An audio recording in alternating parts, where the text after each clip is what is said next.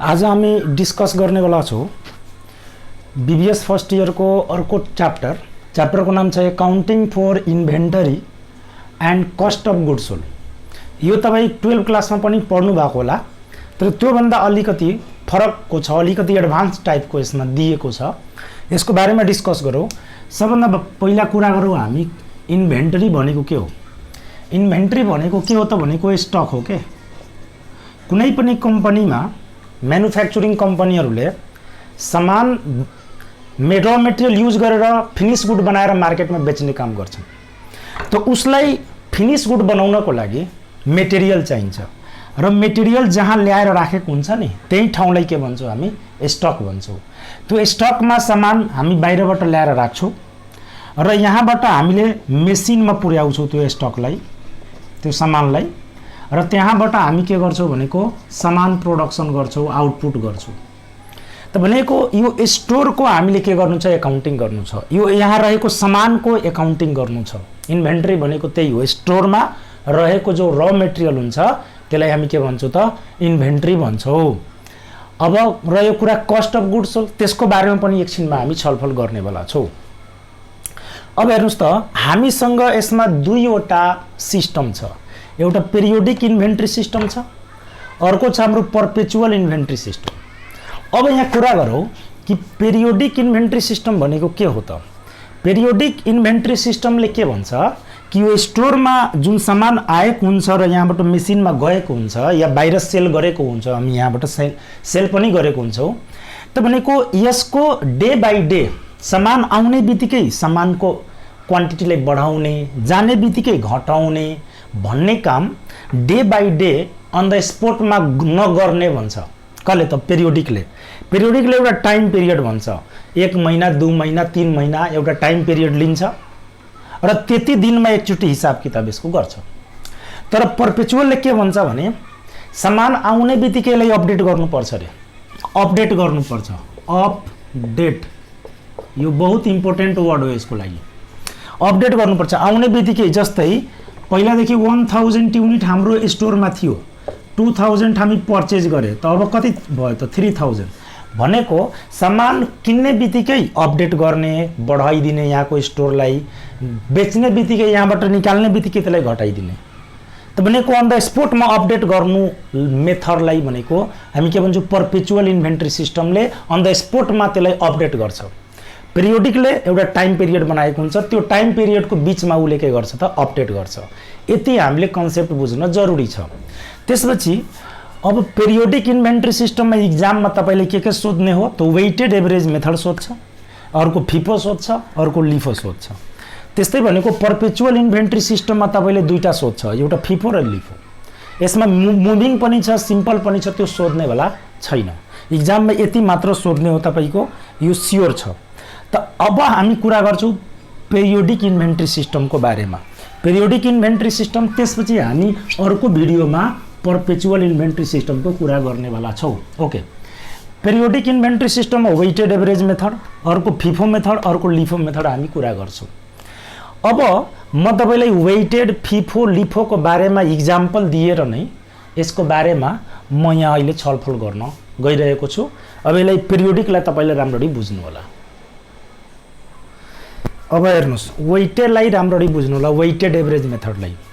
Weighted average मेथडको अर्थ हुन्छ नि कि जुन हामीले मेटेरियल निकालिरहेछौँ, जुन र मेटेरियल, त्यो र मेटेरियल के को साथमा निकालिरहेछौँ भनेको उसको रेटको साथमा, मतलब टोटल एमाउन्टको साथमा हामी निकालिरहेछौँ। यहाँ बुझ्नु होला, वेटेड एभरेज मेथड तपाईँलाई यदि क्वेसन सोधियो भने तपाईँले सबभन्दा पहिला वेटेड एभरेज मेथडमा कुनै पनि क्वेसनमा तपाईँले सोध्ने दुईटा कुरा मात्र हो, कस्ट अफ गुड्स सोल्ड सोध्छ र कस्ट अफ इन्डिङ इन्भेन्ट्री सोध्छ। कस्ट अफ गुड्स सोल्ड को अर्थ के हो? कस्ट अफ गुड्स सोल्ड मतलब जुन सामान हामी बनाइहालेका हुन्छौँ त्यो सामान अब बेच्न लागिरहेछौँ भने त्यसको प्राइसलाई, त्यसमा लागेको टोटल पैसालाई हामी कस्ट अफ गुड्स सोल्ड भन्छौँ। मतलब बेच्नको लागि रेडी रहेको सामानमा लागेको सम्पूर्ण खर्चलाई हामी कस्ट अफ गुड्स सोल्ड भन्छौँ। र कस्ट अफ इन्डिङ इन्भेन्ट्री भनेको जुन सामानलाई हामी बेचेनौँ, जुन सामानलाई हामी बेचेनौँ त्यसलाई भन्छौँ कस्ट अफ इन्डिङ इन्भेन्ट्री हामी भन्छौँ। जुन सामानलाई हामी बेचेनौँ जसलाई बेच्यौँ त्यसलाई कस्ट अफ गुड्स सोल्ड भित्र राख्ने, जसलाई बेचेनौँ छोडिदियौँ हामी स्टोरमै छोडिदियौँ भने त्यसलाई हामी कस्ट अफ इन्डिङ इन्भेन्ट्री भन्छौँ। यति तपाईँ बुझिसकेपछि अब यहाँ बुझ्नु होला वेटेड एभरेज मेथडमा तपाईँले यो दुईटा कुरा सोध्छ। अब यो दुईटा कुरा निकाल्नको लागि सबभन्दा पहिला हामीले वेटेड एभरेज कस्ट रेट निकाल्नुपर्छ, WAC निकाल्नुपर्छ। त्यो कसरी निकाल्ने त फर्मुला छ cost of goods available for sale. कतिको सामान हामीसँग छ जसलाई हामीले बेच्न सक्छौँ अहिले, ठिक छ। त cost of goods available for sale भित्र के पर्छ त दुईटा कुरा, एउटा बिगिनिङ सुरुदेखि रहेको सामान र भर्खर किनेको सामान जसलाई हामी भन्छौँ पर्चेज। यो दुवैलाई जोडेपछि यसभित्र पर्ने हो। र total unit of goods available for sale अहिले कति सामान हामीसँग छ जसलाई हामी मार्केटमा बेच्न सक्छौँ मतलब तिनीहरूको युनिट जोड्ने हो, कसको त बिगिनिङको र पर्चेजको। ल यति तपाईँ बुझिसकेपछि यो निकालिसकेपछि हामी के गर्छौँ यो र यो फाइन्ड आउट गर्न सक्छौँ। यसलाई सर्टकटमा WAC भन्छौँ हामी। अब तपाईँ अझ क्लियर हुनुहुन्छ यो इक्जाम्पलले, तपाईँले यस्तै इक्जाममा क्वेसन दिन्छ ठ्याक्कै यस्तै दिन्छ। हेर्नुहोस् इक्जाम्पलमा बिगिनिङ इन्भेन्ट्री छ 200 युनिट 5 को रेटले, यो सारा पर्चेज हो, यहाँ सेल छ। कुनै क्वेसन यस्तो पनि दिन्छ एउटा पर्चेज एउटा सेल, फेरि एउटा पर्चेज एउटा सेल, फेरि एउटा पर्चेज फेरि एउटा सेल। यो सेललाई यिनीहरूको बीचमा राखिदिएको हुन्छ, मतलब यो सेललाई लगेर पर्चेजको बीचमा राखिदिएको हुन्छ। यसमा डेट पनि दिन सक्छ, डेटले र यो सेललाई लगेर बीचमा राखेले केही मतलब छैन। तपाईँ सेललाई छुट्टै के गरिदिनु होला, हाल निकालिदिनु होला, छुट्टै राखिदिनु होला। अब यति बुझिसकेपछि हामीले यो बीचमा देओस् चाहे अलग देओस् हामीले यस्तै गर्ने, छुट्टै सेललाई निकालेर अनि हिसाब गर्ने। अब हेर्नुहोस् सबभन्दा पहिला यो निकाल्ने, यो कसरी निकाल्ने त भनेको cost of goods available for sale भित्र मैले भने बिगिनिङ र पर्चेज पर्छ। त बिगिनिङमा हेर्नुहोस् त यहाँ 200 × 5 यसरी 200 × रेट उसको 5 प्लस पर्चेजहरू गर्नु होला 500 × 10। हेर्नुहोस् पर्चेज 500 × 10 एकछिन है 500 × 10 प्लस अर्को कति छ त 300 × 15 प्लस 600 × 20 प्लस 400 × 25 प्लस 100 × 30। मैले के गरेँ 200 × 5 यो बिगिनिङ थियो, यो पर्चेज हो, पर्चेज पर्चेज पर्चेज रेटले मल्टिप्लाई गर्दै जोड्दै गए र डिभाइडेड बाई के गर्ने यो सारा युनिट जोडिदिने, यो बिगिनिङ प्लस पर्चेजहरू। त बिगिनिङ कति छ 200, पर्चेज कति छ 500, फेरि कति छ त 300, फेरि कति छ त 600, फेरि कति छ 400, फेरि कति छ 100। ल अब तपाईँहरू आफै क्याल्कुलेसन गर्नुहोस् यसको कति आइरहेछ है। म अहिले क्याल्कुलेसन गरेर यसलाई लेखेर अनि म अगाडि बढिरहेछु। एकछिन